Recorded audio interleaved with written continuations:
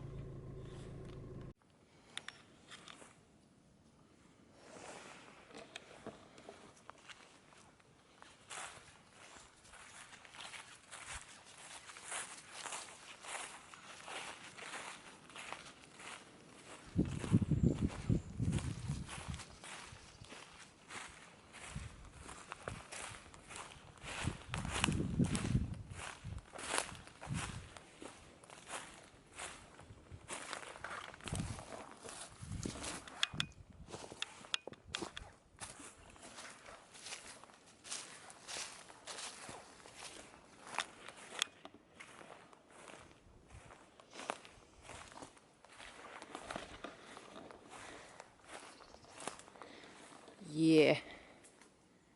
Crap.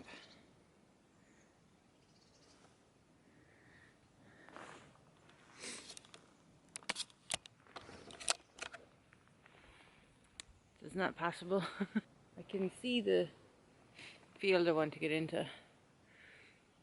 Okay. I'm going to put the camera down. See what I can do. I'll pick it up if I get anywhere. You're having fun, Sushi. Right. About a 3-foot drop to get down here, and then hopefully make my way out across that field into the next field, into the field after that. Let's see how we go.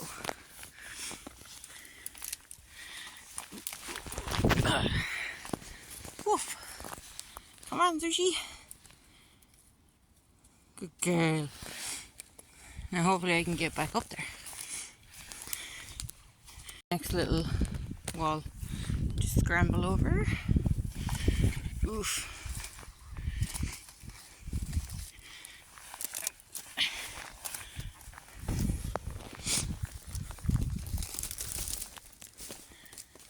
Oh no! Man. Oof. Oh. Come on, Sushi. Come on, Sushi. Come on. Good girl. Come on here. Whoops. Come on, Sushi. Good girl. I think what I'm looking for is in that big thicket right here. Sush.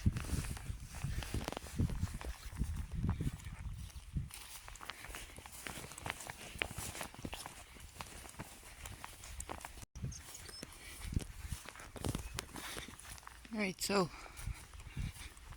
I think I'm here. When I say I think, like I'm definitely inside this is the boundary of it. And so we have a bunch of random stones and trees, and just keep looking.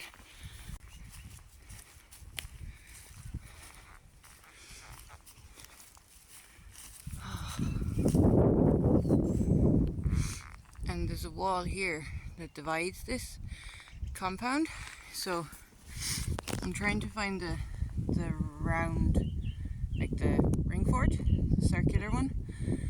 But with the outside of that, there's quite a massive compound, like 15 times larger than the ringfort itself.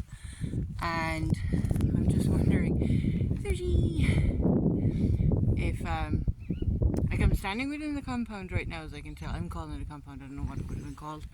These weren't castles, so it's not like a keep or a bailiff or anything like that. But I think the actual ringfort is going to be the far side of that wall. But as to the exact history of the stuff, I don't know why there's a big compound and a bunch of small stones inside it. But anyway, let's keep going.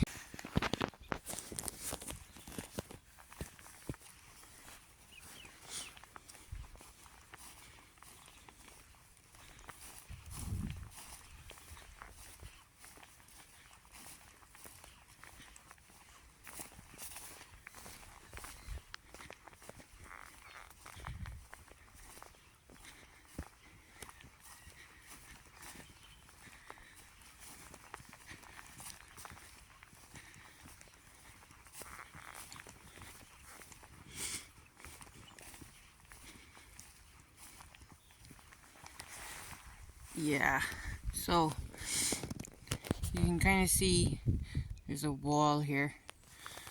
I don't know when the wall was built, whether it was something from 5,000 years ago. Like this one is still 6 foot tall. That's why this one was easily only put up 100 years ago. But that one might be 100 years older, it might be a lot older. But this here with all of the clear stuff cleared off it, so that's what this field would look like if it was all cleared of brush and stuff like that. But it depends. But what I'm seeing here is there's like a semicircle of, there's a trees falling over it, it's kind of blocking things, but it looks like a kind of a semicircle of stone here as well. So this could be another little kind of ring fort or circular fort. The big thing here now is I'm going to suggest that that is maybe different landowner to this one, because they're two different. They've been maintained differently, but also there's livestock out there. There's sheep. I don't want to bother the sheep. Especially with a dog. They probably are fine with dogs, and she's fine with sheep, but I don't know them. So unintended obstacle here now. Like, look at all the stone piled up everywhere. Keep looking.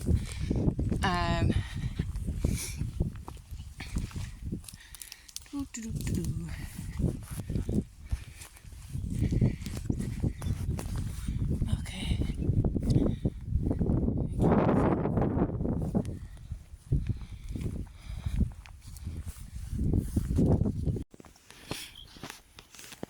No.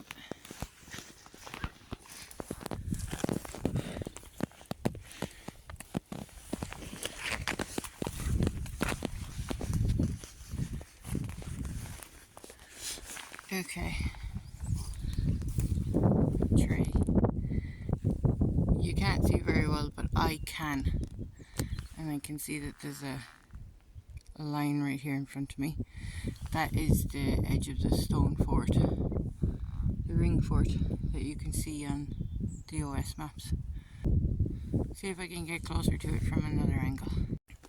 Do you see the way there's kind of a line along here? There's like a line of bank, an earth bank. There's larger stones here, but on the inside of it then, coming up through the trees, and you can see two of them here, there's another line of stone inside. It's like kind of a semicircular line. So I think there's like two. There's probably stones underneath the brambles, and then another stone. Hard to tell.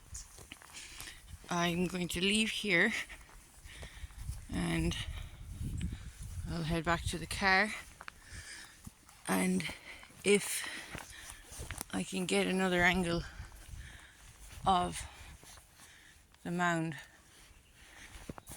I will.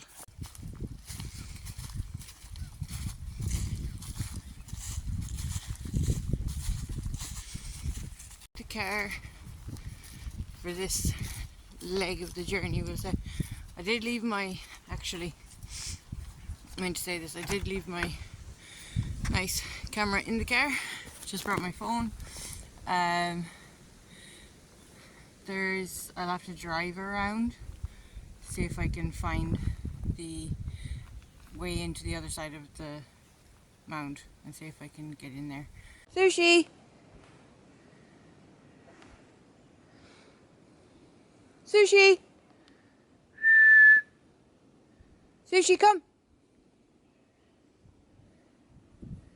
Sushi, come! Hello! You having fun? I'm exploring my options, and some enormous, I suppose, ash trees. Can't tell exactly what they are because they're basically dead and the ivy has overgrown them. Have fallen down, and I don't know when. Woo! When exactly they fell down. My gosh. But that's not like, that hasn't been cut. That literally just fell over. There's more fallen stuff There's more fallen trees over there. I'm not going to go around finding them all for you. There's another tree that fell over there. I don't know. These are all, I think these are all the ash that are suffering with the ash dieback and are falling, and basically it's kind of no harm in here where there isn't any houses or significant property for hundreds of meters. But yeah, the ash dieback is taking out a few trees around here today. Well, I don't know that it happened during one of those storms, or we haven't had a windstorm for a little while, but none of this looks like it was frozen over. It's like the most recent thing was the bad frost, and since then, would the bad frost have knocked down trees? Like, it's not bad, it was like -5. And we were mild here, we didn't have heavy snow or anything like that, so Sushi looks excited about taking off on an adventure. But something knocked them. I don't know. Yeah, this tree is also down. Hey Sushi. But it's also much older. You can see here the ivy, the root weeds have grown into it. Whereas the one that just fell down here, the ivy is just starting to wilt away. And that's why I don't think it was down during the frost, because those would all have very much died, or be more dead looking than they are, I guess. You enjoying yourself, Sushi? Anyway, trees fall. That's what happens, especially when they're infected with a fungal disease. Oh, very lucky, I suppose. Lucky that it is not, you know, in someone's back garden and gone in on top of their house.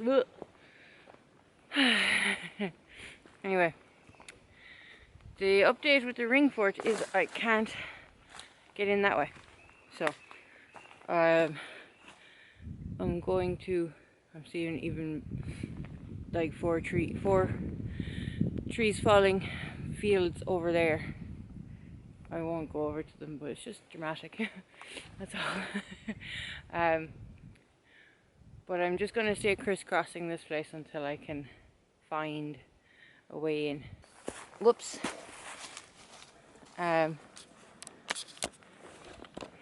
So the mission continues. Ooh. Like wondering, am I gonna end up having to come back another day? I've got a bunch of cuts on my legs from the briar, from the lack of decent clothing.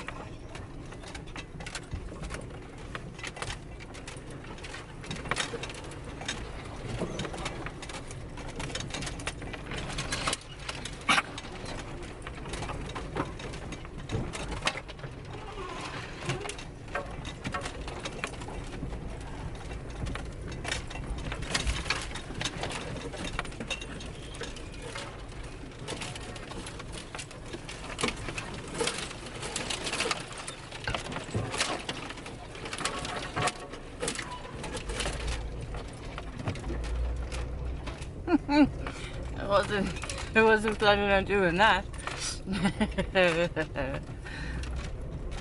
Alright. Oh my goodness, look how high up the lock is. You okay, Sush? Is that exciting? This is a local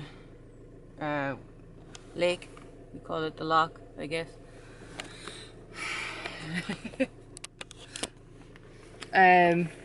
I got to that roadway, to the top of it. I only started recording about halfway down. My plan was to just park my car and walk. Sorry, but as I went up it and I saw tracks from a tractor, and I know the road fairly well. I was like, okay, so there's a tractor going up there. Maybe I'll be able to do it. What I did notice before, actually, that's why I pulled the camera out, is the lack of view of the Ringfort. So it'll be one of the biggest, what I'm trying to say is, I have it's on the Ordnance Survey maps, but I don't want to show you that. Two things. One, I don't want people knowing too close to where I live, and that is probably too close to where I am. Don't want random people coming visiting me, thank you. I'm available on social media to talk to on this channel. I'll talk to anybody, but just don't come to my house. Second thing is also, it's private land, so I don't want to encourage people to go visit something that isn't open to the public. Specifically for the livestock thing, to be honest, that's it.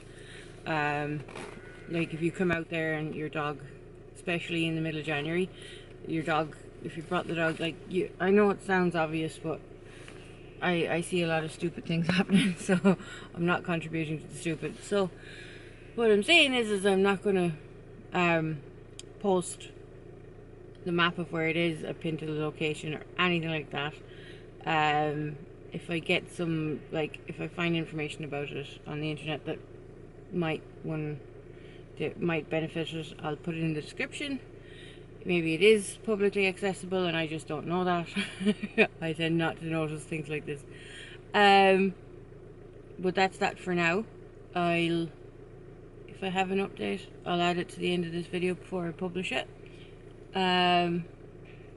Right now I don't have a clue what else I'm doing. All I know is that there is a puddle on the road in front of me, and we're going to drive very fast into, not very fast, I'm not going to frighten everybody.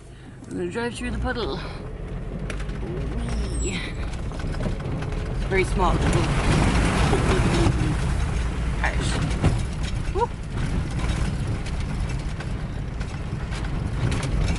And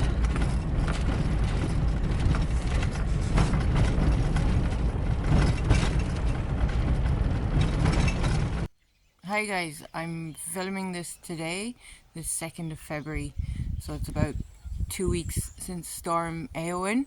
The footage you've seen up until this point is from prior to Storm Éowyn, and it somewhat interrupted my expedition to try and find the Ringfort and camp at one for a night, so wasn't suitable to keep it up. And then for the week post Storm Éowyn, there's been we were without electricity and water for about 5 days. The storm did hit us, didn't do anything terribly bad, just some tiles from the roof. I have them piled up here. That's what I've been doing, cleaned up. These are our roof tiles. Thankfully they've been replaced and everything is fine again. A few other little bits like that, I won't go into it. Lots of trees down, lots more than we would have had from a normal storm, but obviously it was a much bigger storm. And so I'm going to do another video where I ended up taking a lot of footage. I kind of continued videoing footage, and so I've decided to make this kind of 2 parts, because I think I have found a Ringfort that I can camp at for the night, but we'll see. So in the next video it should be catch up on the differences from before and after Storm Éowyn. A few of the areas that I visited are dramatically changed now, so I'll hopefully have some of that footage from there for you, and camping in a ring fort once the weather settles down and everything gets back to normal and I find a good weather slot to do some outside camping. But anyway, that'll be all in the next video. Hopefully that'll be posted before the end of the month. So thank you for sticking with me through this video. If you like that video, subscribe to the channel. There'll be more to come this summer. Give it a like, and I look forward to seeing you guys in the next video.